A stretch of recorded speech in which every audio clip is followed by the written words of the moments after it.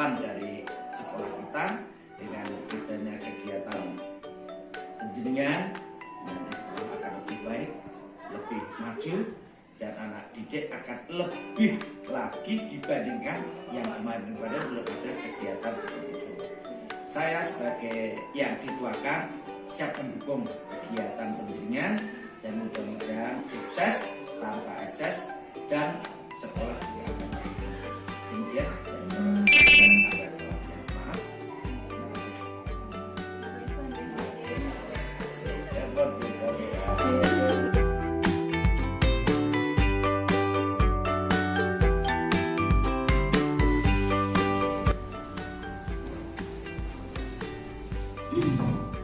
Assalamualaikum warahmatullahi wabarakatuh.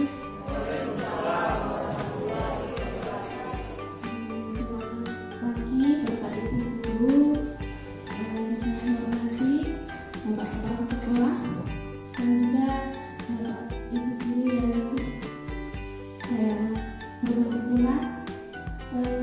Perkenankan saya di sini untuk melakukan diseminasi modul titik 1 tentang budaya positif.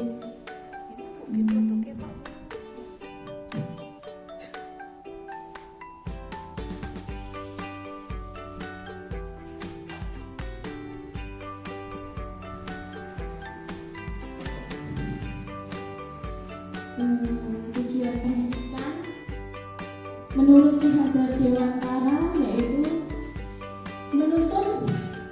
tujuan pendidikan adalah menuntut segala kodrat yang ada pada anak-anak agar mereka dapat mencapai keselamatan dan kebahagiaan yang setinggi-tingginya, baik sebagai manusia maupun anggota masyarakat.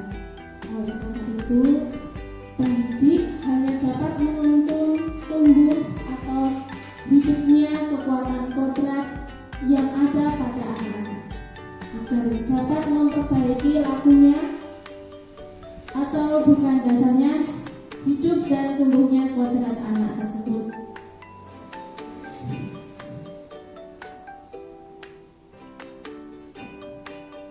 Nanti salah teknik.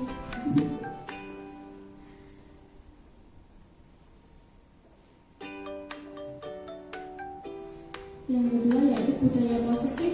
Budaya positif di sekolah yaitu nilai dan kebiasaan di sekolah yang berpihak pada murid agar mereka dapat berkembang menjadi pribadi yang kritis, penuh hormat dan bertanggung jawab sesuai dengan profil pelajar Pancasila. Untuk itu kita harus memberikan kenyamanan atau memberikan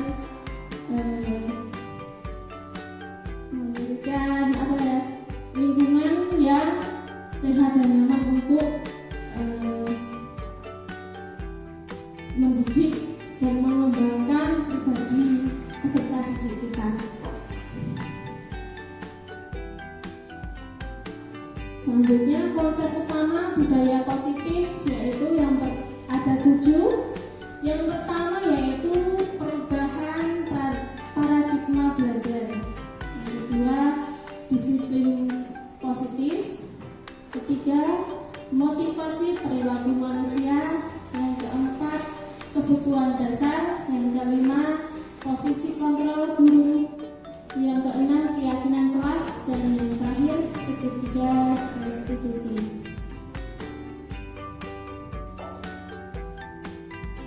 Pembahasan pertama yaitu perubahan paradigma belajar. Dalam membangun budaya positif, sekolah dapat menyediakan lingkungan yang positif, aman dan nyaman agar siswa mampu berpikir, bertindak, dan mencipta dengan merdeka, mandiri, dan bertanggung jawab. Kedua, disiplin sangat berkaitan dengan kontrol guru terhadap siswa.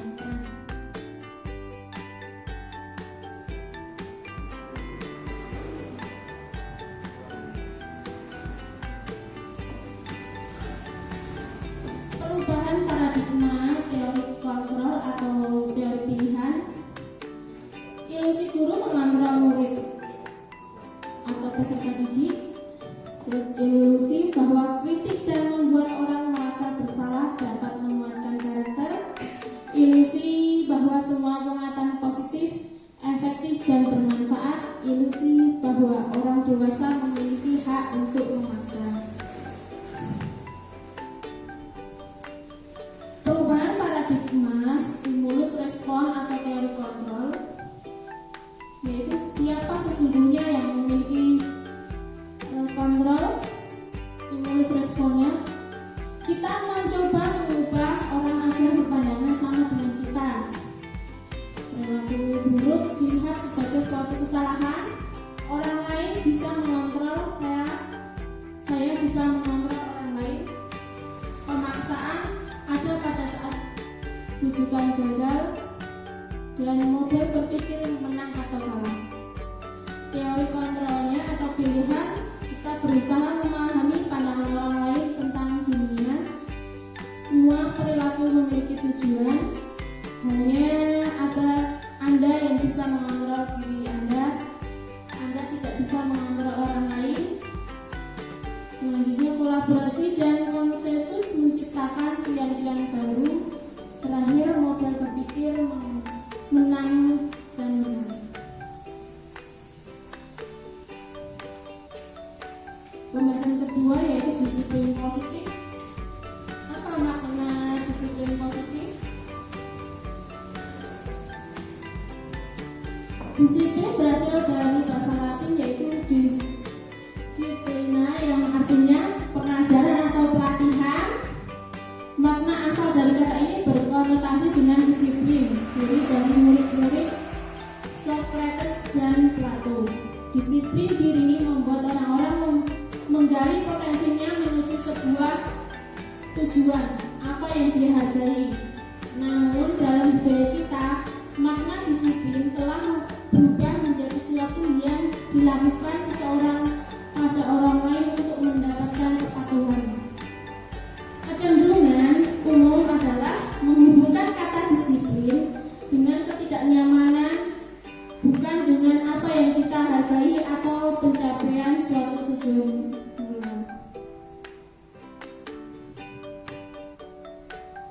Disiplin adalah kemampuan memerintah diri sendiri dalam mengontrol dan menguasai diri untuk memilih tindakan yang mengacu pada nilai-nilai yang kita hargai dengan penuh tanggung jawab tanpa terperintah orang lain. Jadi dengan kesadaran sendiri. Nilai-nilai yang kita hargai adalah nilai-nilai kebajikan atau sifat positif manusia yang merupakan tujuan mulia yang ingin dicapai setiap individu, yaitu nilai-nilai dalam profil pelajar Pancasila. Ada 6. Yang pertama, beriman, bertakwa kepada Tuhan Yang Maha Esa, dan berakhlak mulia. Mandiri, bergotong royong, berkebinekaan global, bernalar kritis dan kreatif.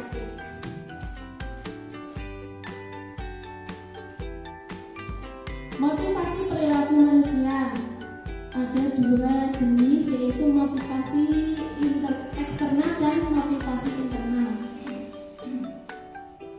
Yang masuk dalam motivasi eksternal yaitu untuk menghindari ketidaknyamanan atau hukuman. Itu apa yang akan terjadi apabila saya tidak melakukannya.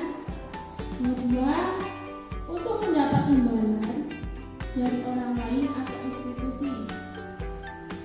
Apa yang akan saya dapatkan apabila saya melakukannya? Jadi melakukan sesuatu hanya untuk mendapatkan imbalan dari orang lain. Yang masuk dalam motivasi internal yaitu untuk menghargai diri sendiri. Saya akan menjadi orang seperti apa bila saya melakukannya. Jadi itu timbul dari niatnya sendiri, tidak ada paksaan dari orang lain. Motivasi perilaku manusia. Merdeka. Menurut Ki Hajar Dewantara, merdeka itu artinya tidak hanya terlepas dari perintah, akan tetapi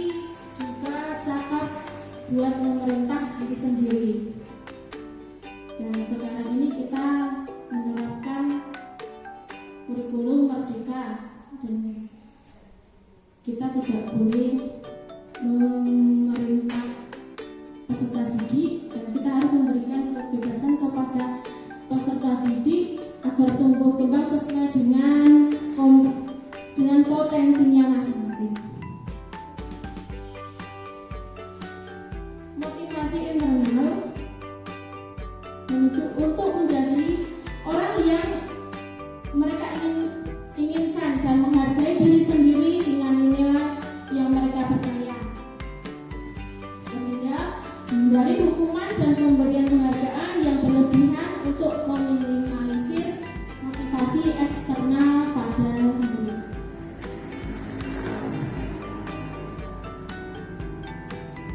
Keempat, dihukum dengan penghargaan.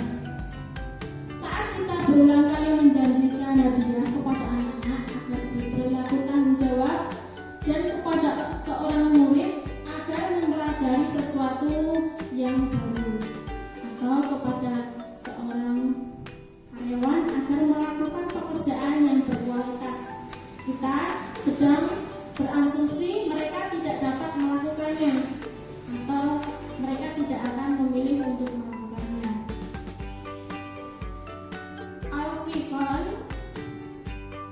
mengemukakan baik penghargaan maupun hukuman adalah cara-cara mengontrol perilaku seseorang yang menghancurkan potensi untuk pembelajaran yang sesungguhnya. Menurut Horn, secara ideal, tindakan belajar itu sendiri adalah penghargaan sesungguhnya.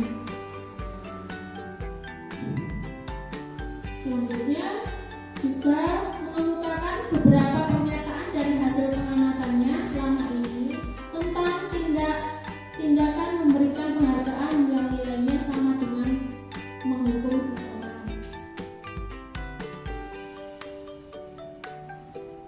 Dihukum oleh penghargaan. Pengaruh jangka pendek dan jangka panjangnya. Penghargaan efektif jika kita menginginkan seseorang melakukan sesuatu yang kita inginkan dalam jangka waktu pendek.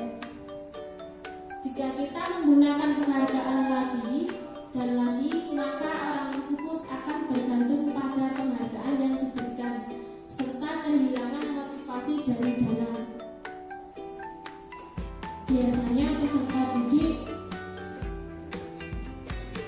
melakukan sesuatu jika ada embel-embel penghargaan itu tidak hanya berambisi saya pasti dapat penghargaan ini jika saya melakukan ini dan ini. Jika kita mendapatkan penghargaan untuk melakukan sesuatu yang baik, maka selain kita senantiasa berharap mendapatkan penghargaan tersebut, kita pun menjadi tidak menyadari tindakan baik yang kita lakukan.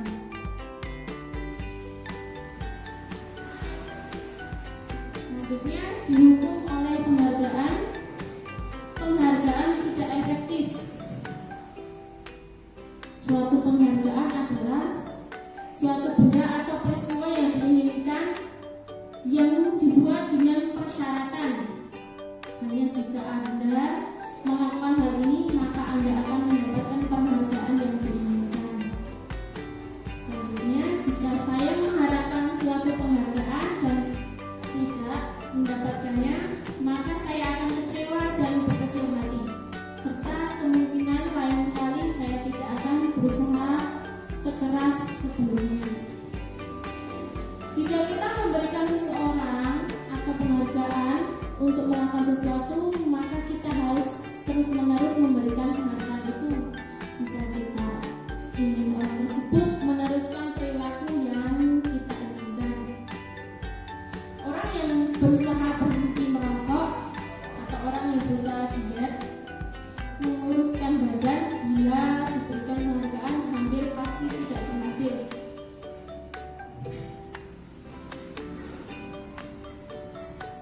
Penghargaan merusak hubungan. Ketika seorang diberi penghargaan atau dipuji di depan orang yang lain akan merasa iri, dan sebagian dari mereka akan tidak menyukai orang yang diberikan penghargaan tersebut.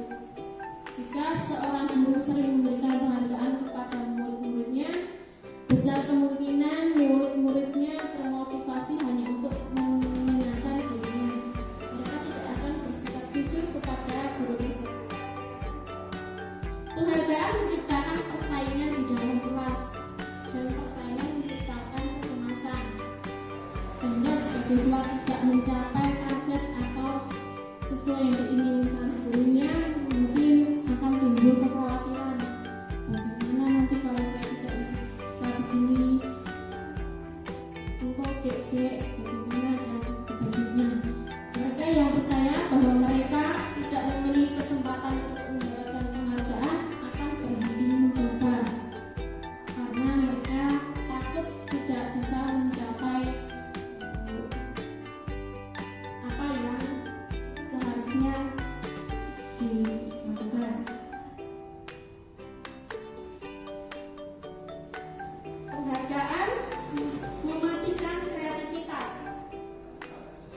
Murid-murid diminta berpikir mengenai hadiah atau penghargaan yang bisa mereka dapatkan bila berhasil menulis sebuah puisi. Kreativitas kelompok murid-murid ini menjadi berkurang dibandingkan dengan yang tidak. Diberitahukan tentang hadiah yang bisa mereka terima. Penelitian menunjukkan bahwa pekerjaan seni atau sebuah penulisan cerita menjadi kurang kreatif bila dijanjikan sebuah hadiah atau penghargaan. Dan dalam tugas-tugas memecahkan masalah, para siswa memakan waktu lebih lama dan memberikan jalan keluar kurang kreatif saat mereka dijanjikan suatu penghargaan.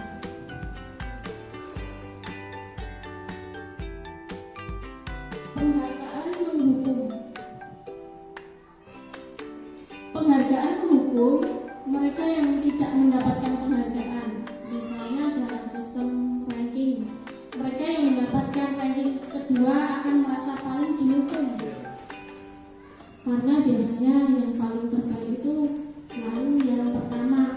Maka jika tidak bisa menjadi yang pertama, akan berkecil hati atau merasa kurang menjadi yang terbaik. Untuk memberikan penghargaan dan hukuman adalah hal yang sama, karena keduanya mencoba mengendalikan perilaku seseorang.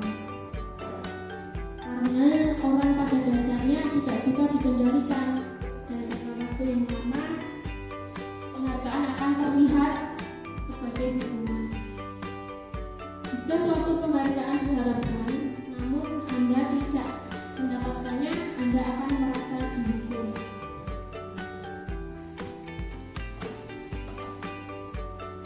Motivasi dari dalam diri atau intrinsik.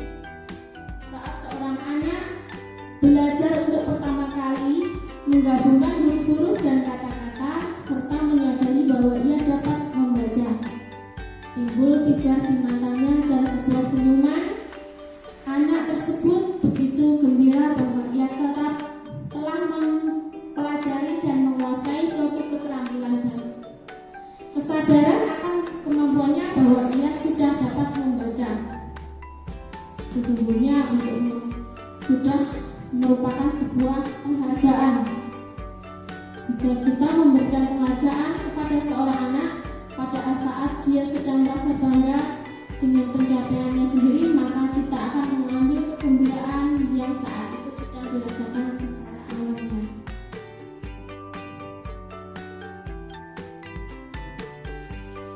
Bentuk program kebajikan apresiasi yaitu dalam memberikan apresiasi pengakuan perlu diingat dalam beberapa hal, yaitu memberi pengakuan secara khusus, pengakuan secara pribadi, pengakuan kepada semua murid bergantian, secara konsisten atau fokus pada proses.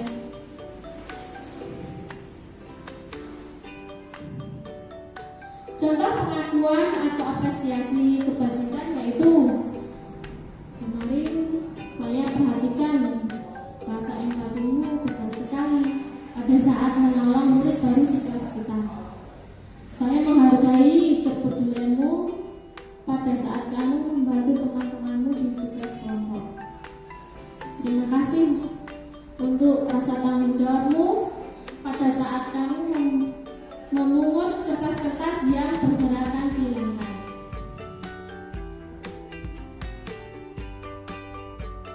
Tindakan guru, contohnya di sini ada 7 contoh.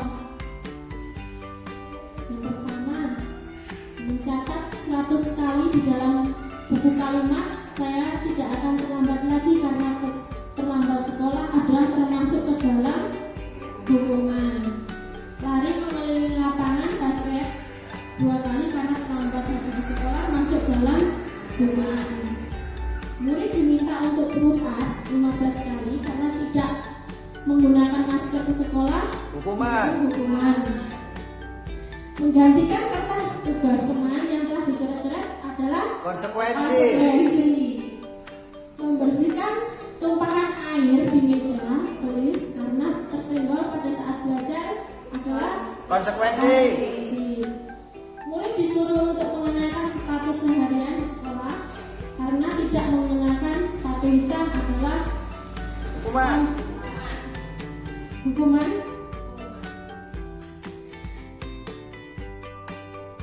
Lari mengelilingi lapangan basket 2 kali karena terlambat 10 menit untuk pelajaran PTOK yaitu hukuman. Berikut ada contoh-contoh perbedaan hukuman dan konsekuensi. Perbedaan hukuman dan konsekuensi selanjutnya yaitu sesuatu yang menyakitkan harus terjadi. Konsekuensi sesuatu harus terjadi. Hukuman membuat anak sakit untuk jangka waktu lama, sedangkan konsekuensi membuat anak merasa tidak nyaman dalam jangka waktu yang pendek. Hukuman anak membenci kedisiplinan, sedangkan konsekuensi anak menghargai kedisiplinan. Hukuman adalah paksaan dan konsekuensi adalah stimulus tanggapan. Mendorong anak menyakiti diri sendiri dan konsekuensi mendorong anak agar mudah menyesuaikan diri. Hukuman yaitu konsep diri yang buruk, konsekuensi konsep diri yang baik.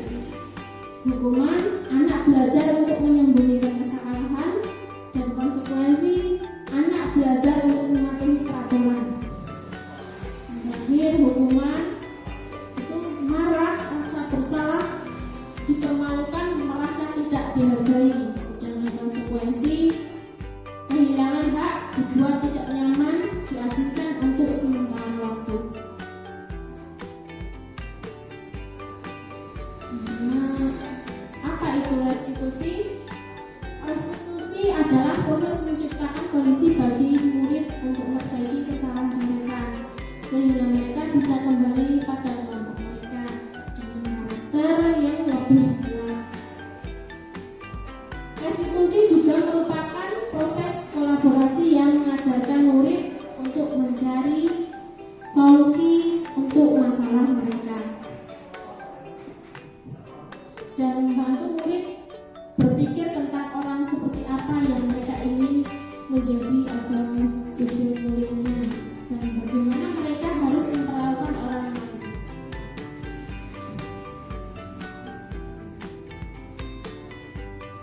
Identitas gagal hukuman yaitu sesuatu yang menyakitkan harus terjadi, konsekuensi sesuatu harus terjadi, dan restitusi di sini adalah restitusi merupakan pilihan. Hukuman tidak nyaman untuk murid untuk jangka yang panjang, konsekuensi tidak nyaman untuk murid atau anak untuk jangka waktu pendek. Restitusi menguatkan untuk murid atau anak dalam jangka waktu panjang. Hukuman korban mendapat keadilan, konsekuensi korban bisa diabaikan. Dengan restitusi korban mendapat ganti. Murid atau anak akan tersakiti, konsekuensi murid atau anak dibuat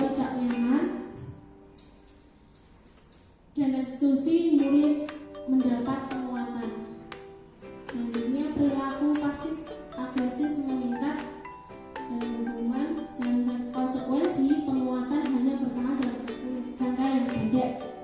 Selanjutnya, masalah terpecahkan dalam restitusi. Hubungan sistem tidak akan berjalan bila murid tidak takut dan memerlukan monitoring dan supervisi terus-menerus dari guru. Sedangkan restitusi, murid belajar tanggung jawab untuk perilakunya. Hukuman berlaku hanya pada sebuah institusi, tidak berlanjut pada kehidupan nyata. Sedangkan konsekuensi membantu penerapan mengikuti peraturan dalam masyarakat. Restitusi fokus pada pemecahan masalah dalam jangka waktu panjang. Peraturan adalah kamu harus dan bla bla bla bla bla bla. Untuk konsekuensi, apa peraturannya? Mampukah kamu melakukannya? Terima kasih. Dan restitusi, apa yang kamu yakini? Apa yang bisa kamu lakukan untuk memperbaiki masalah ini? Hukuman, murid akan membenci peraturan. Konsekuensi, anak menghormati peraturan, sedangkan restitusi, anak menghormati diri dan orang lain.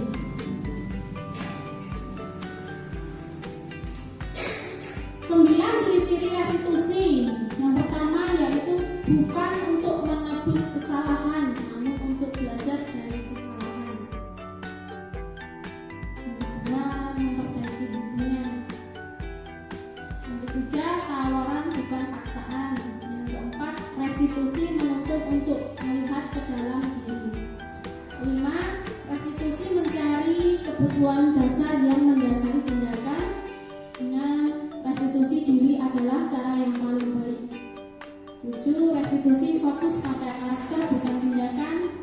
8. Restitusi fokus pada solusi. 9. Restitusi mengembalikan siswa yang berbuat salah pada kelompoknya.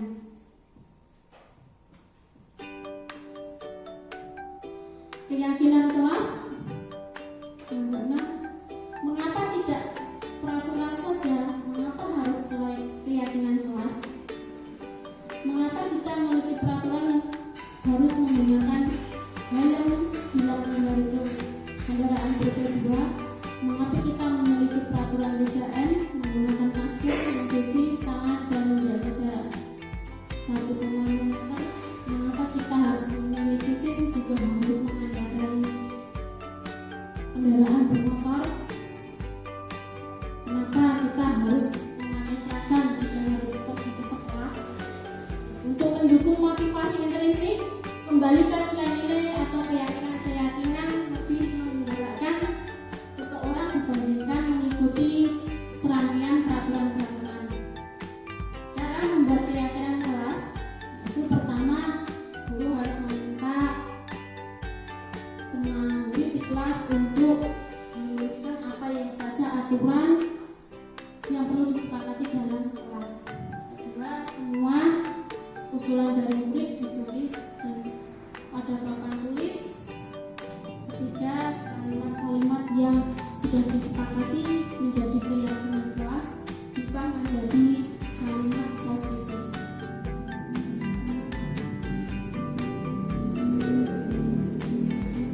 Berawal dari peraturan kelas yang dibuat bersama murid-murid, maka akan menghasilkan suatu keyakinan kelas yang disepakati bersama.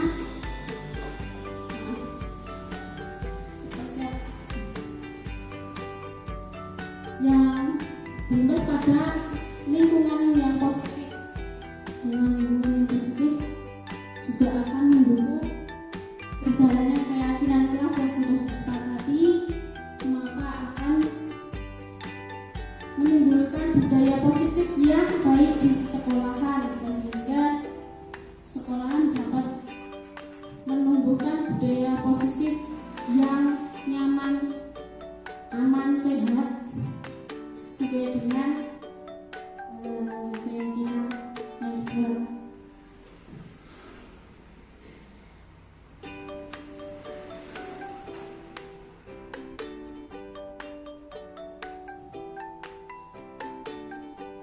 Di sini ada dua kolom, yaitu peraturan dan kegiatan kelas yang bisa dibuat saat bersama dengan peserta didik. Yang pertama, peraturan itu dilarang mengganggu orang lain, hadir di sekolah tepat waktu, dilarang melakukan kekerasan, makan dan minum waktu istirahat, dilarang mencontek saat ulangan, dilarang membuang sampah sembarangan dan membuang sampah harus secepatnya, jangan berlarian di kelas atau koridor, tidak boleh berantem dengan temannya.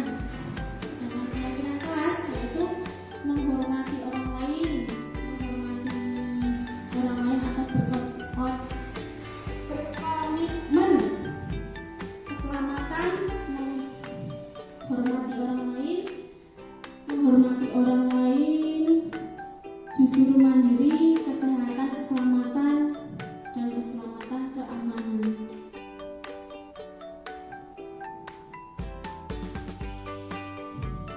Keyakinan kelas. Guru berperan dalam mewujudkan terbentuknya keyakinan sekolah kelas dengan adanya kesepakatan antara guru dan murid. Dua, keyakinan kelas atau kelas berupa pernyataan universal yang mudah diingat, dipahami, dan harus diterapkan dalam lingkungan sekolah. Kebutuhan dasar yaitu kebutuhan setiap orang berbeda. Kita harus berusaha memahami pandangan orang lain tentang dunia. Setiap orang memiliki gambaran yang berbeda-beda.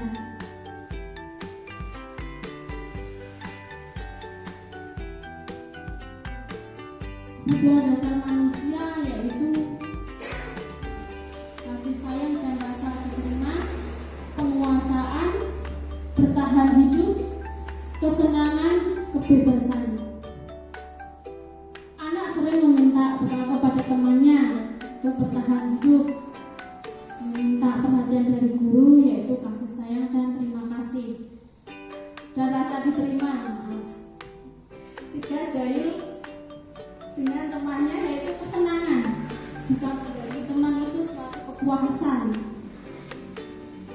Ada siswa yang mengantuk, malas mengerjakan tugas yaitu penguasaan.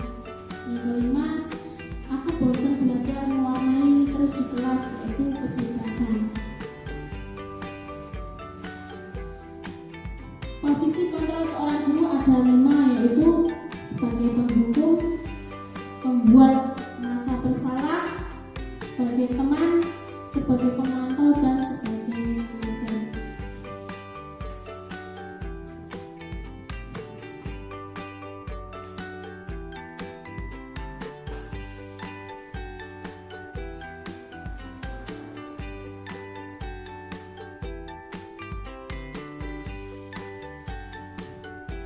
Lima posisi kontrol bisa dilihat di sini.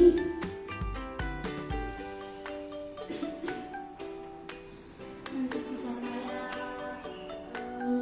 share di teman-teman jika kurang. Ya, mungkin waktunya nanti terlalu lama gitu. Selanjutnya disiplin. Disiplin adalah kemampuan memerintah diri sendiri dengan mengontrol dan menguasai diri untuk memilih tindakan yang mengacu pada nilai-nilai yang kita hargai dengan penuh tanggung jawab tanpa terperintah orang lain. Nilai-nilai yang kita hargai adalah nilai kebajikan. Ini tadi kayak sudah ya. Astagfirullah.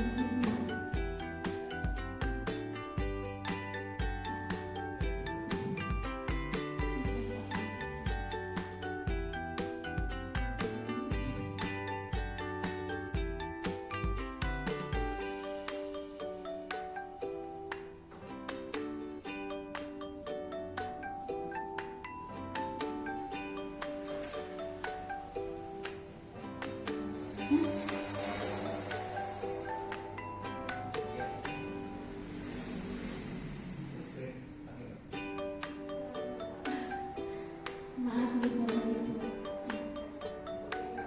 Ibu ini kan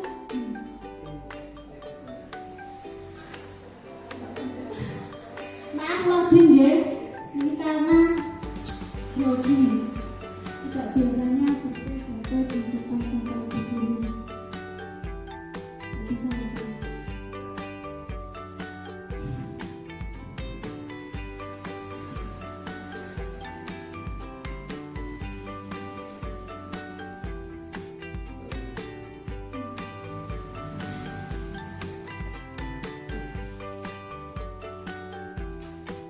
Di sini kita diharapkan sebagai guru memegang posisi kontrol yaitu sebagai manajer. Itu guru berbuat sesuatu bersama murid, mempersilahkan murid mempertanggungjawabkan perilakunya dan mendukung murid agar dapat menemukan solusi atas permasalahannya sendiri. Posisi manajer mengacu pada restitusi yang dapat menjadikan murid sebagai manajer bagi dirinya sendiri sehingga tercipta identitas positif pada diri murid.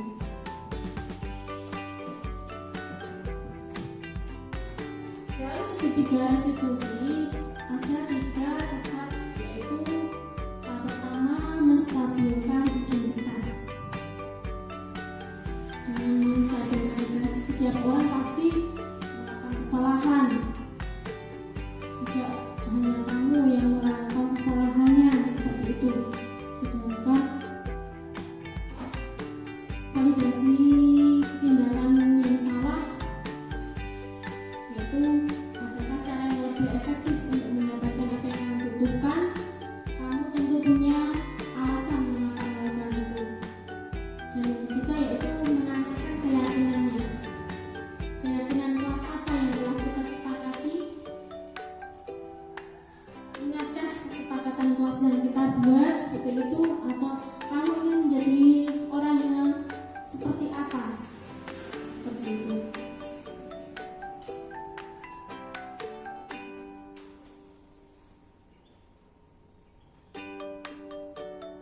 Selanjutnya saya akan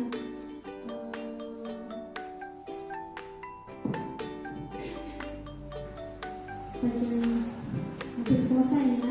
Segitiga restitusi dalam penyelesaian masalah yaitu guru yang berperan sebagai manajer menggunakan segitiga restitusi dalam penyelesaian masalah melalui 3 tahapan, yaitu menstabilkan masalah identitas, validasi tindakan yang salah, dan menanyakan keyakinan. Tujuannya yaitu menghasilkan murid yang mandiri dan bertanggung jawab.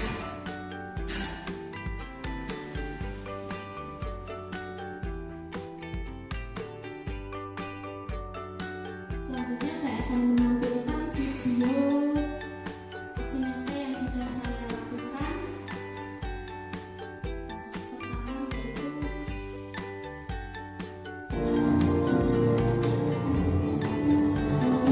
anak yang mengganggu temannya mengerjakan tugas.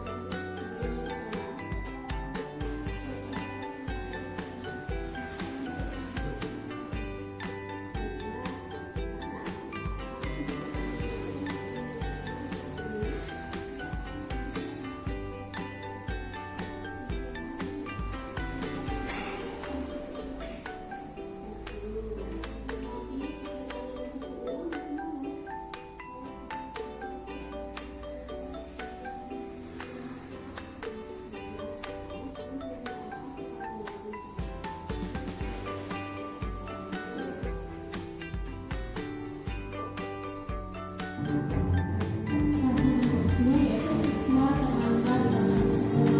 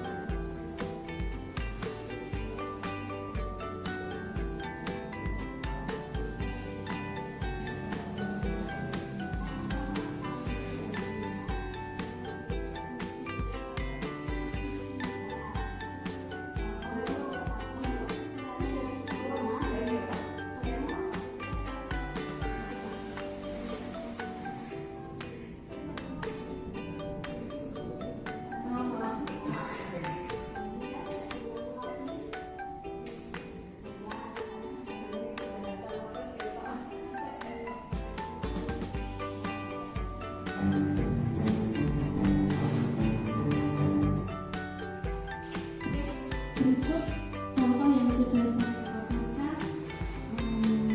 Di sini saya mengajak teman-teman untuk melakukan atau mengembangkan budaya positif yang ada di sekolah kita dengan berkolaborasi bersama teman-teman dan bapak kepala sekolah. Semoga sekolah kita dapat berkembang atau menjadi lebih baik sehingga dapat menuntun siswa untuk mengembangkan potensinya dan mendapat kenyamanan